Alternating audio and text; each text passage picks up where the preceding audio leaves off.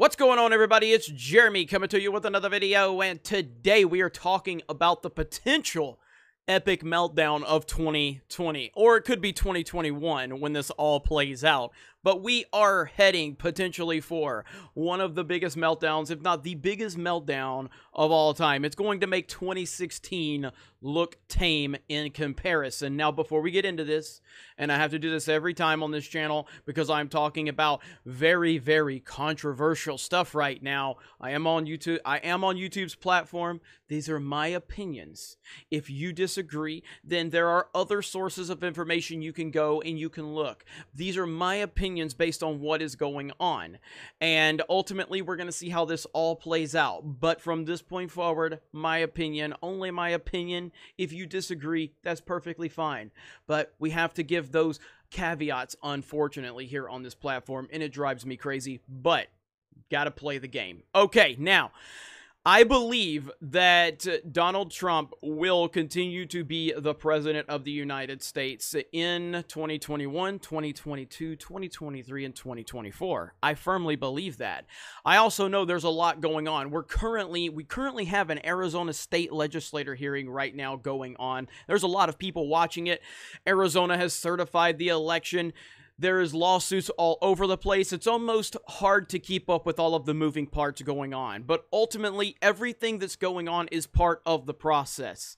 Everything that's going on is part of a bigger process. And that process is where I believe leads us to where Donald J. Trump will be the president of the United States for the next 4 years. Now, back in early November, I tried to talk about this, and I uploaded a video to this channel from TED Talk. I was reacting to a video from Van Jones on his TED Talk, and the video had several million views.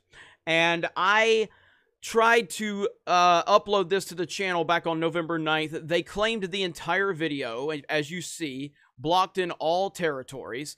I have challenged it, but I have not heard anything back. It says no restrictions, dispute expires, or no restrictions on the impact of the video, but the dispute expires in 8 days, but it is blocked in all territories. And in this video, Van Jones is talking about how Donald J. Trump, he didn't specifically go full Donald J. Trump in this one, but he was basically talking about how in the event where someone doesn't want to concede an election through the legal process, through the constitutional way, they can still remain president of the United States by challenging and taking things on a legal route. And that was about a 30-minute video. I was really happy with that video, and I was looking forward to uploading it, but they blocked it in all territories, even though I spend probably 75% of that video speaking myself and not reacting. I was using some of his points in the video, but that's neither here nor there.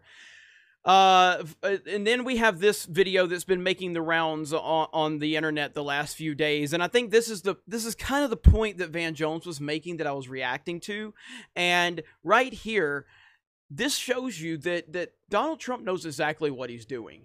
This is all part of the process. What is going on is part of the process. They are building something, and it's going to take time. But let's listen a little bit here on Fareed, and I may have to adjust the volume because this video volume seems pretty low. So I may have to adjust this in post. So we'll see. Now, imagine the scenario during election week. Trump is leading on November 3rd, but Joe Biden pulls ahead in the days following. Republicans file objections to tens of thousands of mail-in ballots. Democrats file countersuits. Taking account of the confusion, legislators decide to choose the electors themselves. Here's the worry. Of the 9 swing states, 8 have Republican legislatures. If one or more decide that balloting is chaotic and marred by irregularities, they could send what they regard as the legitimate slate of electors, which would be Republican. Democrats may object and file lawsuits. In some of those states, Democratic governors or secretaries of state could send their own slates of electors to Washington. That would add to the confusion, but that might well be part of the Republican plan. Now, I love how I love how he's saying it's part of the confusion. It's part of confusion. You know, you never had a problem reporting on potential voter fraud all of these other years, but now it's part of the confusion. Or maybe we finally have a politician that's willing to stand up to all of the corruption in Washington. Because you see, when Congress convenes on January 6th to tally the electors' votes, there would be challenges to the legitimacy of some electors. It's possible congressional Republicans could decide that disputed states should simply not be counted. Suppose in this scenario, Michigan's votes are invalidated. That would ensure that neither candidate would get to 270 electoral votes. At that point, the Constitution clearly directs that the House of Representatives vote to determine the presidential election. But it does so with each state casting a single ballot. If the current numbers hold, there would be 26 state delegations that are Republican and 23 Democratic, with one tied. So the outcome would be to re-elect Donald Trump. Trump doesn't need to do anything other than to simply accept this outcome, which is constitutional. Thanks to Tom Rogers and Tim Wirth for their writings on this topic. And that is the point I'm trying to make, that everything that's going on right now is part of the process. It's part of Trump's strategy. And Fareed makes a really good point right here, and this is what I want to put emphasis on. Trump clearly understands this chain of events. He's been casting doubt on mail-in ballots for months, insisting the media has been casting doubt on mail-in ballots and voter fraud and everything for years, yet suddenly now, because it's surrounding Trump, we can't talk about it. That the results must be the ones that reflect the tally on election night. He said this week that without mail-in ballots, there would be no worries about a transfer of power because there would simply be a continuation of his rule. He has also acknowledged we have an advantage if we go back to Congress. Does everyone understand that? I think it's 26 to 22 or something, because it's counted one vote per state. Now, for this scenario to play out, state Republican parties have to put their desire to win above concerns that all voices in their state are heard. Unfortunately, recent history suggests that most will readily make this trade. I love how they paint that to the Republicans. And of course, you know, we got a red wave. We got a red wave on election night, you know, and we're supposed to just sit here and believe.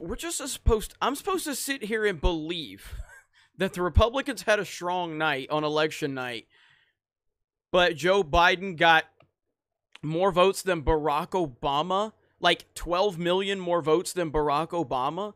I mean, 2 + 2 just doesn't equal 4. This is crazy. And again, this is what you deserve, Democrats, media, left wing. You have invalidated Donald Trump's presidency for 4 years. You have disrespected this man. You have called his supporters every name in the book. You have accused him of every single thing you can possibly accuse him of, and then some. And now you want him to respect the process of the concession process when it's clear. We all witnessed election night. We all sat there with my own 2 eyes. So right now, what I'm about to tell you is not speculation. It's not a situation where I'm telling you this happened or that happened and don't have any proof. I can tell you with my own 2 eyes, as someone that has paid attention to plenty of election nights in my lifetime, I watched with my own 2 eyes that 2020 was playing out just like 2016. Exactly like it. The night started in 2016. The night started in 2020. In 2016, we were told Donald Trump didn't have a chance, and we were simply just counting down the moments until Hillary was going to win the presidency. Same thing in 2020. Trump doesn't have a chance. We're just counting down the moments until Joe Biden wins. And slowly into the night, Trump starts to gain momentum in 2016. Slowly into the night, Trump starts gaining momentum in 2020. And then you start seeing everybody freaking out in 2016, and then you start seeing everybody freaking out in 2020. I still remember seeing people on Twitter like James Charles and all these other left-leaning people in the Young Turks. They were all losing their minds in 2020. I can't believe it. I can't believe it. Same thing happened in 2020. Do you know where the difference was? Suddenly in 2020, a lot of the counting stopped in the swing states. I witnessed this with my own 2 eyes. It stopped while Trump was comfortably in the lead in these swing states. I wake up the next day and Joe Biden's in the lead in all of those states. I witnessed this happen with my own 2 eyes. And I have common sense, as do most of you. So Donald Trump is not the type of dude that's going to sit by and allow this to happen. He is going to use every single legal possibility he has. He is going to use the Constitution. This is a Donald Trump, ladies and gentlemen. This ain't Mitt Romney. This ain't George W. Bush. This is Donald Trump, okay? This is a different dude. He's different. And this is what has made him such an exceptional president. He is different. And we're going to see how it all plays out. Again, I'm not guaranteeing anything, but what I'm telling you is I believe that Trump will remain president. I believe he will win this election. And I believe he understands the long game that he is playing right now. All of the legal stuff that's going on, there's a lot. And it's hard to keep up with it, but just to understand it's part of the process. Regardless of what any left-leaning judges say or any certifications you hear, it's all part of the process. And we will see what ultimately happens. This is fascinating to witness. I hope you guys are doing okay. Have a great day. Thank you very much for checking out this video, and we will talk to you later.